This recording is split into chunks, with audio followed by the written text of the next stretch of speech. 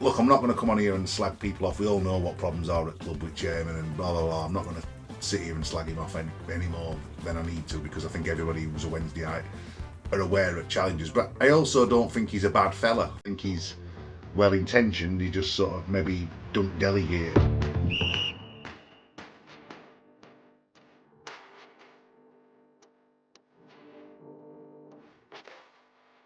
Hello and welcome to the latest edition of All Wednesday. I'm here with a man that you may recognise. Reverend, thanks for joining us. All right, pal. How you doing? I'm good, mate. Yeah, life's all right. Busy, but yeah, all right. Excellent. We are going to talk about some of the other bits you're working on at the moment, but we'll get started talking about Wednesday. Mm-hmm. What's your thoughts on Danny Röhl? I mean, I think he's great. I saw him in Marmaduke's Cafe the other day. I was sat next to him and I was like, all right, Danny. I beat him and all when he was jogging with my little lad, and my lad loved it. What do I think about it? Is this before you'd met him or after? No, I've met him a couple of times, but he doesn't really know who I am. But I beat him because I just got it. It's weird with musicians, isn't it? Like, I've met everybody in music game, but me footballers get raised. Yeah. Like, I'd like Liam Gallagher blew up one of my tweets the other day, but because Josh Windass put on his Instagram stories, I was more buzzing about that. Don't you think it's fascinating with that, with music and sport in general? Like, because you have it's this weird, different kind of hero. You're a hero to some person. Like, you know, when you see people like, you know, you'll see footballers or basketball players, and they'll see Jay-Z, and they'll see someone like that, and then the opposite is true as well. Musicians, right? I know how they do it. I've seen behind curtain. Whereas football, it's still magic to me. So like when Barry scored that overhead kick of a week, I'm thinking, that's like, you're a genius, man. You know what I mean? Like, what do I think of Danny Röhl? I think he's got a difficult job because we've not got a lot of money, and he's inherited a kind of squad that maybe he's not necessarily all the way through a championship squad. I think you give him time, you give him what he wants as much as you can, and just stick with it, really. I think we're in a better place than we were. I think it's been a story of two halves this season. Bit of a mixed bag, but you can feel we're not far away, can't you? Yeah. Do you know what I mean? I think you're right. I think there's these, you see these flashes of, like, if you can maintain that for bigger periods and that kind of thing. That was really interesting with Danny after the Sheffield United game. He was saying that, you know, Wednesday can't afford to be not at 100%, and I think it's a really interesting insight, that, because it's like you've got to be at it all the time. Yeah. But do you feel like, I mean, obviously you're around the city, you're here a lot, around town and stuff. I mean, like, did you feel? Because for me, it felt like there was a shift, sort of as soon as Danny came in. Like absolutely, last October, it was almost just like a breath of fresh air, and that momentum, it felt like that helped the city in general. Well, I think his track record, the fact he's been at Bayern and national team and whatever, and he's so well regarded by people like Hansi Flick and whoever else. Like, he's a serious guy, and obviously word gets out, doesn't it? So, like, we talked to Barry a little bit, and Barry was like, he's best manager I've ever had by a mile. You know, they weren't saying one of, were they? It was the same with Josh. It was like, they're not saying he's one of the best we've had. They were saying he's the one. He's the best we've had. He's the one, yeah. And I think he's sort of guy who, this is the frustration sort of behind the scenes with Wednesday, isn't it? Where you think if you give him £5 million roll and said, do what you want with it, he'd get us promoted, no doubt about it, right? So I think we're in much better hands. My worry is that somebody with a bit of money is going to come in and think he's great and nab him. Yeah, I mean that is the, I suppose, always the problem when you're a club like where Wednesday are and have been for a long time. You know, when someone is that little bit better and they do stick out. And I think that with Danny, like you say, it always felt like a bit of a coup because of who he's worked with before. Yeah. So you just always sort of just, and I think it's part and parcel of being a Wednesday night. You just kind of expect something like that to happen. It's a shame, isn't it, really? Because I think, like, you know, a club of Wednesday's size, we could and should be competing in top tier, really. And it's been a long time now. It's to the point of, like, most of my adult life's been spent in sort of second and third tier, and I just wish we could get it together enough to get up, because you look at clubs who've gone up, and I'm thinking now about Bournemouth and Brentford and these kind of clubs, and you think there's no reason Wednesday can't do that, really. Yeah, and we're one of the last ones, aren't we? You know, of the original sort of founding fathers of the Premier League. We're one of the few that, I mean, after Forest went up, they'd obviously been out of it for a long time. Yeah. What do you think it would mean to you? You know, like, just to get, even if it was a one and done in relegated with the lowest points total of all time, But like, how much do you think it'd mean just to be? I dream about that night. You know, that night when you know we're going to Prem. Yeah. And it at least waits. Like before the Prem has actually managed to beat you into submission. Yeah, that's like you just got a glimpse of it last season with playoffs, didn't you? And Wembley and that 4-4 and all that stuff. Like, it's a special club, Wednesday, and fan base they've got compared to how well they've done, so disproportionate. We'd go mad, wouldn't we? And I think we as a fan base we deserve it. And we've, there's one or two players there who are not far off that level. We just need that. You saw it in Derby, didn't we? We've been talking about it throughout. Armour away. They've got 2 Barry Bannans, them, haven't they? Mm. We've only got 1. We have got. I think Marvin Johnson's that level. I was talking to someone about this a bit. I might have even said it on Twitter. As free transfers go, I don't think there's been many that's been better value for money than his Marvin class, Johnson. Mate. Listen, his class. I like that. That says all you need to know about that Cisco era. The fact he sort of ostracised Johnson so much. Like, I think he's wonderful, and at level we've got him. Do we need better quality in certain areas?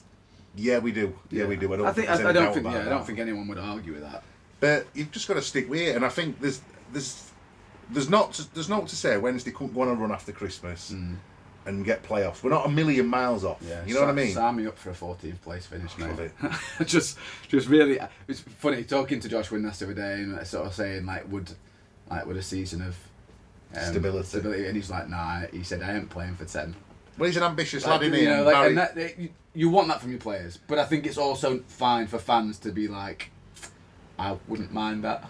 It's funny, isn't it? Because we were 1-0 down the other week. Where were we? At Portsmouth at half time.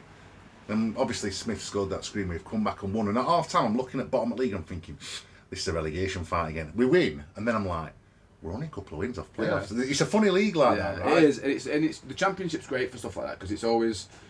I mean, there's almost always a team that finishes in the playoffs. Yeah. That at the start of the season you'd have thought, I didn't have them anywhere near that. Yeah. And I think that's great for the Championship because you obviously have the ones that you think are going to be like. You look at this season and you're looking at Leeds and Sheffield United and Burnley and those teams. You're going right. They're going to be up and around it. But then you've also got like a Millwall who are doing what they're doing, and I think it's the Championship's it's great for that. It's a great league, and we've had some great games in there. I just like miss. I mean, this is a nostalgic thing as you get older and stuff. Maybe my dad's passed away this year. I think about being a kid and being at them big Premiership games, and I'm on about now when we're playing like Man United and Cantonars at Hillsborough and Beckham and Ryan Giggs and these people, and you think, I do miss that, and I wish we could have that. I wish my kids could experience that. Yeah, I think you speak to a lot of Wednesday fans, and it is a large part of it is like, we know we're not going to do well there. We just want to feel what it's like to not do well there. You know what I mean? I also think, like, what's the limit for... You have to sometimes live in real world. You think, what's the limit for a club like Wednesday? And I look at Aston Villa. Yeah, who are an old club and whatever, and probably pull a similar crowd to Wednesday. You think, look, they're in Champions League. Yeah. And I think... Look, I'm not going to come on here and slag people off. We all know what problems are at club with chairman and blah, blah, blah. I'm not going to sit here and slag him off any more than I need to, because I think everybody who's a Wednesdayite are aware of challenges. But I also don't think he's a bad fella. I think he's well intentioned. He just sort of maybe don't delegate and should let other people come in and do the job properly and whatever else. But I just think I think there's a huge opportunity for Wednesday for someone to take it in an ownership capacity and push it to where it needs to go. You know what I mean? And I had a Zoom with Mr. Chancery a couple of years ago. No, not even a couple of years ago, like 1 year ago. And I knew a guy who is a billionaire and were interested in it. And I must have been on the phone 2 hours with him, and he said I must have said about 2 sentences. It was just him talking at me. And I kind of just wish he'd listen, because I don't think like I said, I don't think he's a bad fella. I think it's frustrating, isn't it? Because like I said, you get on him with all 5 million, somebody comes in who's got that financial backing, I think you're Premiership bound at that point. It's interesting because, like, obviously, like with, Ugbo came in this summer and that was the first sort of major money that Wednesday had spent on a player, and it's not worked for him yet. I'm not all right in UK off, because I think UK's he's a great player. He proved how good he was with us last season. But it's such a difficult game, football, when it comes to getting things right, and that what you, I suppose, as a from a transfer perspective, you've got to just try and get it right more than you get it wrong, because you are going to get it wrong. I have sympathy with chairman, because I clamoured for Jordan Rhodes. I did. I was one at ones who... So it's your fault then? A little bit. You have to own it sometimes as a fan, don't you? I clamoured for him, you know, and obviously Ugbo wanted back. The one I really think we miss is Pervader. I think he provided something that he did, but Forest he had for us, like a bit of devilment. But you look at what's happened with him at Sunderland this season, and from an injury perspective, he's barely played, and like that's one I think I completely agree with it from an ability perspective. But then, you know, if Wednesday had gone and signed Pervader and he'd been injured as much as he has been. Everyone would have got battered for that anyway. It's a difficult game, innit? And I do sympathise with Chairman in that regard because everybody's an expert. And 100%. We're all experts in everything that we think that we know. But no, just lastly before we go into the break, you've been following Wednesday a long time, and I know that you've done a few bits and bats, and we'll talk a little bit more about it afterwards. But that night you did with Barry Bannan, how was that for you? Unbelievable. I mean, I love Barry. I think he's amongst my favourite ever Wednesday players, right? As a player, and as a fella, he's just class. Like, I love him. And won at prizes for that. When my brother, as Steve Bracknell, were going to do a training session with Barry. Yeah. And I took my lad, and there's my lad who's 9, and he's taller than Barry, right? Which is hilarious in itself. We played 5-a-side, and I'm watching him, and he wanted to win that 5-a-side so bad. And I thought, you're class, mate. Like you're like on another level. And I think he's probably in that bracket, Ersty, Waddle. He's getting in that kind of bracket now, isn't he? Yeah. Right, and I love him. I think he's great, and obviously raised a bunch of money for Sheffield Children's Hospital, which is always a cause close to all every Wednesday fans' heart, right? So I think if Barry is and continues to take his badges, I'd love him to be manager on. Yeah, fingers crossed. Oh, well, imagine that. Come on. Fingers crossed. That's all we've got time for in part 1. We'll be back with the Reverend over here for part 2 in a little bit. Come join us.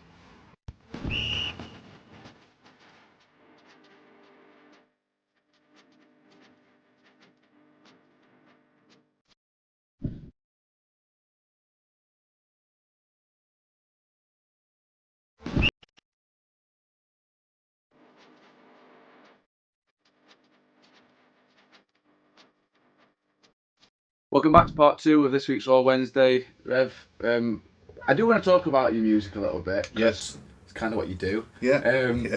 You've got a very good Christmas song coming. I know it's not technically a Christmas song, but it feels very Christmassy. It's gone mad online. I've had like all these mad people tweeting it. Lucy Beaumont, the comedian, has started a campaign to make it #1, which is lovely. We're not going to be #1 because there's some heavy hitters involved, but it's great. It's gone like, I don't know how to say viral. It's not a Christmas song, but it's very Christmassy at the same time.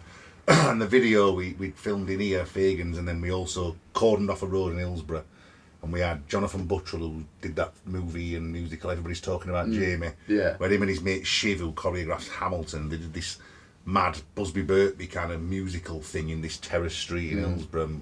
It was wild. How nice is that for you doing that, like locally? Do you know what I mean? Like to get people like that involved. Like obviously, that Jamie was huge. Yeah, it was huge on the stage. Yeah. I mean, I had been to it down in London. It was obviously massive as a film.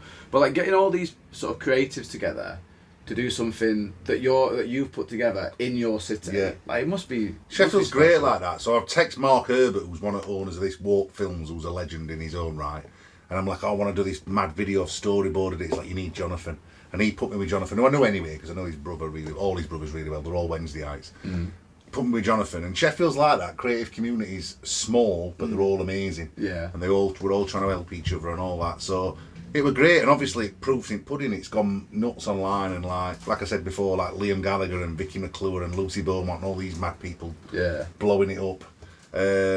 It's weird though, because it's not got a chorus and it don't mention Christmas. But it's a Christmas pop song at the same time. I don't know, mate. Okay, it's difficult to put I played it for my dad. Yeah. So we're in the car. I was like, oh, Reverend's just brought a new song out. And I said, I didn't mention Christmas. And I finished playing it. My dad was like, it's a good Christmas song, isn't it? It's just got that loads of people like cry when they watch video or listen to the song and all. Like, I've been crying my eyes out. And I'm like, oh wow, but it's great. And, you know, just singing like Apple Crumble. That's weird. That's because we're doing tune, me and my mate, when we're writing it, and it like we've got music up and got guitars out and all that, and then he's like, oh, what about this bit for here? And he sings Sweet Apple Crumble. Now normally might take melody off him, but I'll change word. So I'm doing words. And I got to that bit, and for some reason I couldn't get another word instead of Sweet Apple Crumble. And I'm like, should we just say Sweet Apple Crumble? He was like, it's a bit daft, isn't it? And that's the line everybody loves. Weird, eh? Yeah, no, but I think that's the beauty of music, isn't it? That you never know. With so much of it, I imagine it just comes to you like you say, when you're doing it, you just go, this, it fits, it feels right. It's good to be daft and all. Sometimes it's good to be it's a bit silly, that line. Sometimes being a bit silly is good. Like, I think sometimes you can take yourself a bit. Well, like, certainly in my case, spent like 10 years taking myself way too seriously. But having being a bit daft and having a laugh and smiling is nice. Like, yeah, no, absolutely. And obviously, it's for a very, very good cause as well, isn't it? Yeah. So. One of the things I've done for like 10 years is I Zoom people on Christmas Day, and 4 or 5 people, if they've had a tough year, I'll just play them a song and see if they're alright, because I don't like the idea of people being on their own at Christmas. Yeah. And Samaritans have obviously been there for years and years and years looking after people.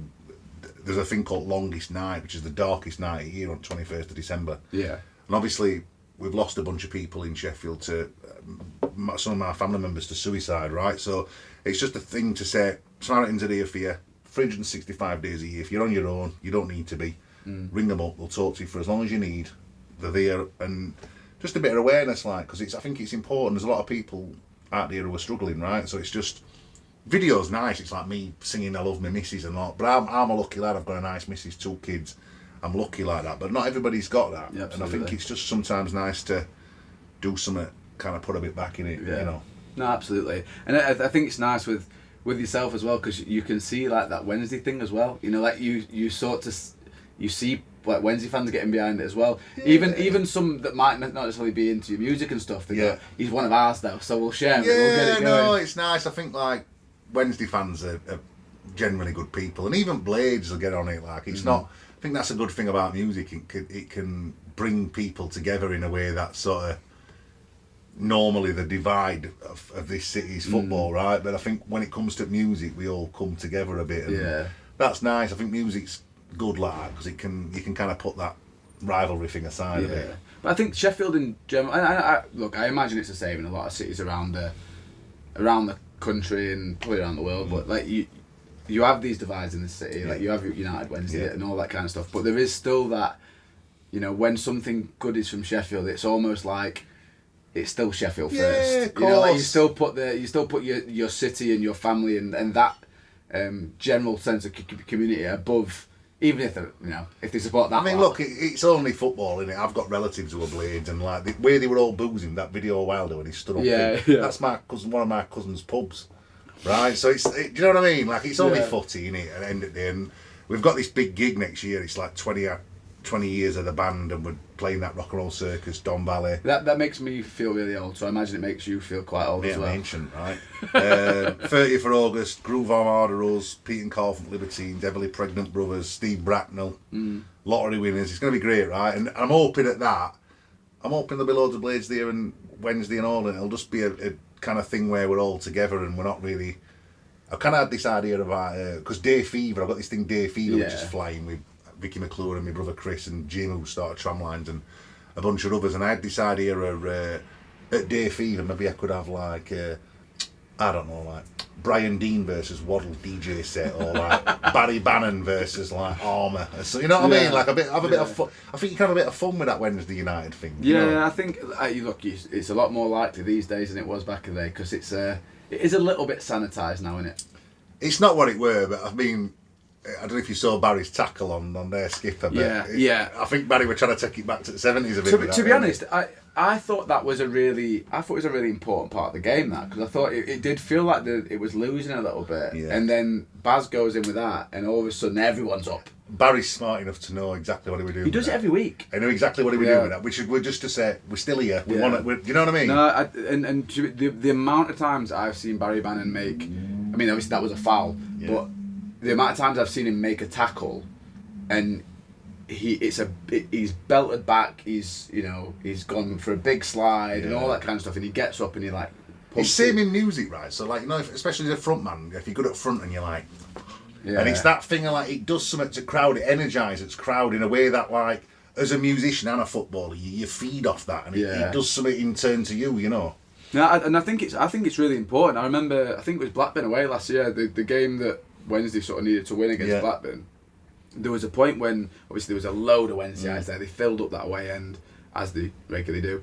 But like it was a really like big allocation that day, and Baz, there was one right in front of him. He pelted all the way back, and it was a really good tackle as well. Like he made the right tackle. It wasn't a foul or anything, and you just felt like everyone in that way and go, yeah, come on. Like, sometimes like I look at him, I'm like, how can he move that fast with them little legs? So here's an interesting question for you, right? Because you obviously lived through. I'm a bit too young for. I saw the back end of Hurst and Waddle and those guys, but I didn't get to really enjoy that group. You know, I was born in 1990, so I was one with the Rumbelows and all that kind of stuff. Maybe DiCanio, without your first, so DiCanio, Carboni, they were my guys. But as someone who like really remembers, you know, a Wednesday team that actually won things and got to FA Cup finals, like, do you think that this idea of legendary status has shifted? Because you will still see some Wednesday fans going, Barry Bannan's not a legend at Wednesday because he's not won that sort of thing. But you can only be part of your environment. It's also relative, right? So like, Sean Goater's one of Man City's biggest legends. Yeah, he's never going to win Champions League, but he's like the guy, right? He's like the guy. Yeah, Paul Dickov. Yeah, it's a relative thing, and I think Waddle, Hursty, obviously. Maybe DiCanio and Carboni aren't legends because of how I think they fall into the cult hero status. It ended badly, right? Yeah. It was a beautiful relationship that ended badly. Yeah. But Barry's he's right. Lee Bullen, obviously. Yeah. Lee Bullen, obviously. Yeah. Baz is, I mean, right up there. Where do you want statue? I don't see how it's still an argument. Like it's the same with Liam Palmer. Like Liam, if he purely based on, I love him to purely based on longevity, he would be up there anyway. But after what he did in that Peterborough game, how it can even be a question anymore. I always feel a bit good when I don't see him on team sheet because he gives us a kind of reliability and all of them things. But I think that's one of the things we could maybe do better as a club and as a community is like honour these people maybe a bit better. I know David Ford a bit, right? So like me, I know his son Andrew and his grandson Freddie, who's class by the way at football, plays with my lad at football. And I think like them old legends, Carlton being another one, right? There's a bunch of them. I think we could maybe honour them a bit better because they give like the best of the best part of their life to us. Right? I was at Graham Coughlin's 50th birthday party at the weekend. Great. Coco, I weirdly just started. I got to know him over one summer. So he still lives in Sheffield. Yeah. And like he really bought into the Wednesday thing. Like so, it's his 50th birthday. He's from Ireland. He had a big chunk of his career at Plymouth and all these kind of places, but something about Wednesday got him, and like his young lad Kian, he goes home and away Wednesday. Like I was chatting to him at the party, he's been to like 40-50 grounds already. He's 19. Yeah. Like and something about Wednesday gets into people, and it does. Like it. I think these sticks, lads are giving the best part of their not only the professional career but the life to entertain us week in week out, and I think like. I don't know, maybe not statues, maybe that's a bit much, but this could be some sort of recognition of that ground, I think. Yeah. I think it's important because I could then say to my kids, oh, he was a great player, let me tell you about him and that sort, you know what I mean? It's like with the Park Hotel, they've got that Liam Palmer mural up now, and that's it's great. We've got Pete did the Semedo one, and I think the more that we can do, the more we can honour and I think it is important that we honour the bits that aren't just the trophy winning period. That's our culture, right? Yeah, that's our culture. Absolutely. And I think celebrating that is a great thing. Yeah, absolutely. Well, that's all we've got time for this time around. We'll probably get Rev on again at some point. We'll have a chat about some other bits you're doing. We'll do that online. Can I talk? But thanks very much for watching, and we'll see you again next week.